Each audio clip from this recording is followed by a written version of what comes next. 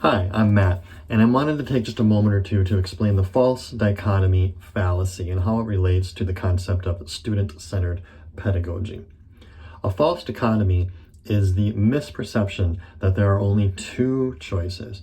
You are either with us or you are against us. And these dichotomies are often built out of instinct as a defense against uncomfortable change.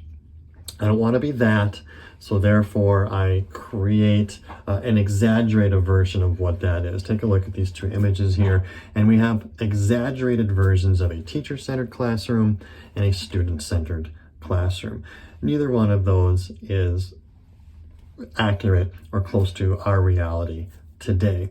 But if I have to make a choice between the two, you can see where I will use that exaggerated version of the one I do not want. This is also sometimes called binary thinking, where I can only think of two possible choices.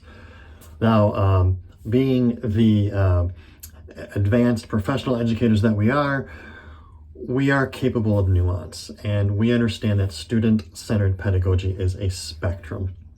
And there are times when my classroom space, my learning space does need to become a little more teacher-centered, where I have to intervene and bring my experience and my perspective and, guide these students or facilitate that learning. But I also know that students learn best when learning is centered in their lives. They're engaged when they can make connections to that learning. They are engaged when they are making choices around assessments and curriculum, and they are asking questions, right? And so we want to move along that spectrum of student-centered pedagogy. And again, we are going to resist that temptation to create that false dichotomy of one or the other. It just doesn't exist. So there it is. Keep that in mind. And later on in this presentation, we're going to give you some tips to use when your classroom does actually need to be a little more teacher-centered.